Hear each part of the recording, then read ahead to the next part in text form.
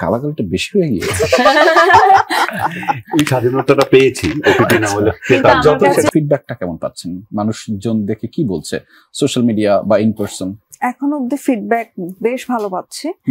মানে শুরু থেকেই এক ধরনের এক্সাইটমেন্ট কাজ করছে এই সিরিজটাতে। মনে হচ্ছে যে একটা পর্ব দেখার পরে আরেকটা পর্ব কখন শুরু হবে, এই ধরনের এক্সাইটমেন্ট দর্শকদের মধ্যে কাজ করছে। এবং আমি একটু আগেই যেটা বলছিলাম যে সবাই বলছে এত তাড়াতাড়ি কেন শেষ হয়ে গেল, দ্যাট মিনস তাদের বোর হওয়ার তো কোনো সুযোগ নেই, সবাই খুব ভালোভাবে এনজয় করেছে। তাদের জন্য একটা ডায়লগ আমি বলতে পারি ছোট করে, যদি এটা ডায়লগের মতো হবে না, যে আসল খেলাই এখন বাকি। ও মাই গড, যে হবে আজকে। নিদ্রা, একটু আপনার কাছে জানতে চাই যে এই সিরিজটা দেখার পরে নিশ্চয়ই নানান ধরনের ফিডব্যাক আপনি পেয়েছেন, কেমন সেটা?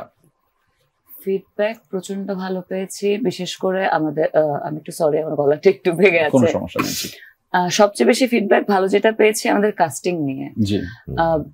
থাকে না যে সবসময় যে শুধুমাত্র হয়তো বা আমাকে নিয়ে বলছে, কিন্তু এখানে প্রতিটা যে রিভিউ হচ্ছে বা সবাই যখন কথা বলছে, প্রত্যেকজন আর্টিস্টকে নিয়ে কথা বলছে, আমার কাছে মনে হয়েছে যে এটা আমার কাছে সবচেয়ে ভালো লাগার জায়গা ছিল আমার কন্টেন্টের।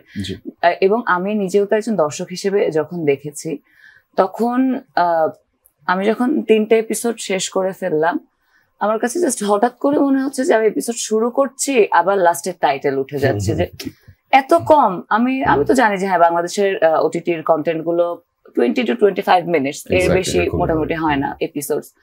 বাট হ্যাঁ, না দেখি যে আমি অলরেডি 25 মিনিটস দেখেছি বা 23-25 দেখেছি, কিন্তু আমি ওটা একবারও ফিল করিনি।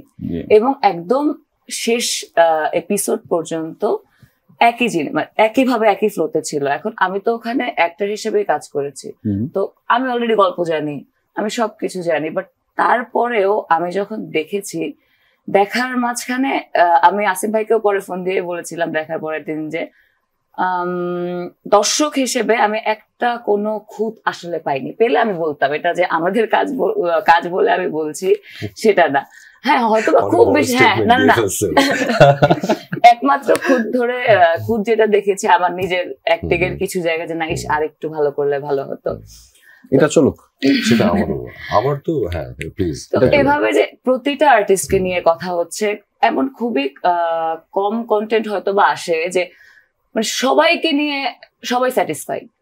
এখন যেমন আমরা যদি মার্কিং করতে বসি, দেখা যাবে মার্কিং করতে পারবো না। আমাকে একটু উত্তর দেন, পাগলামিটা ভালোবাসা না, ভালোবাসাটা পাগলামি? কি পাগলামিটা ভালোবাসা না, ভালোবাসাটা পাগলামি? আমার মাথার উপর দিয়ে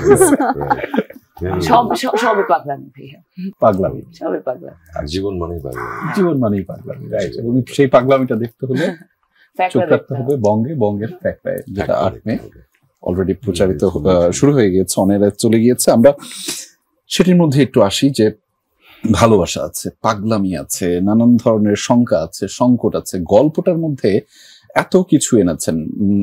আমরা বলছি আমাদের জীবনের গল্প, আমার কাছে মাঝে মধ্যে মনে হচ্ছে যে সেটার মধ্যে কি একটু গালাগালিটা বেশি হয়ে গিয়েছে।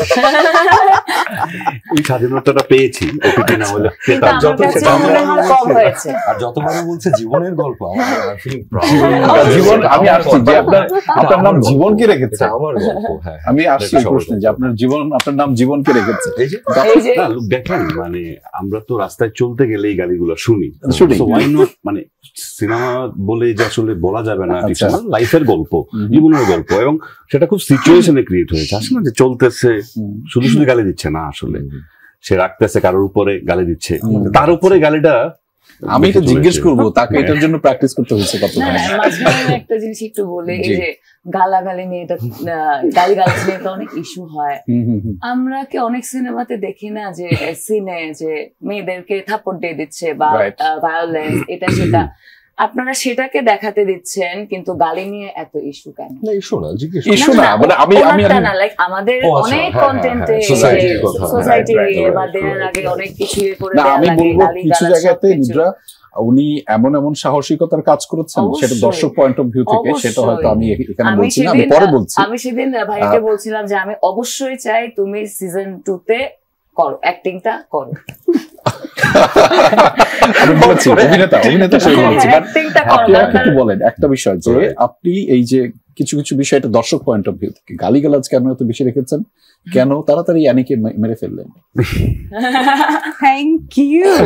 ও মাই গড, আচ্ছা নাম্বার হচ্ছে গালি নাম হচ্ছে গালিটা মনে হয় আমি গালি পড়ি তোমার বড়টা জরুরি ছিল সিরিজে। তোমাদের এই পার্টটা কেউ গালি দেয়নি, হ্যাঁ চারজনের মধ্যে গালাগালি চলে। আমি আচ্ছা সামাদ গালি দেয়, গালির কথা বলে আসলে গালাগালি আমি যখন হাঁটতেছি ডায়লগ করতেছি আমার মনে হচ্ছে ওর উপর রাগ হচ্ছে, একটা গালি দেওয়া উচিত।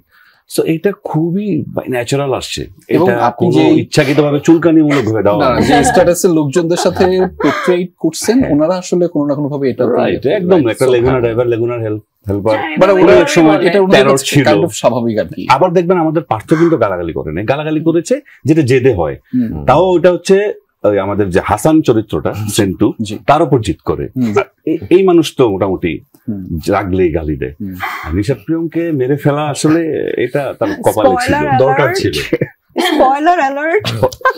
ঠিক আছে, স্পয়লার অ্যালার্ট দিচ্ছি, কিন্তু এবার রাব্বি ভাই আমি আপনাকে আসি, স্পয়লার অ্যালার্ট তো থাকবেই বিশেষ করে, তবে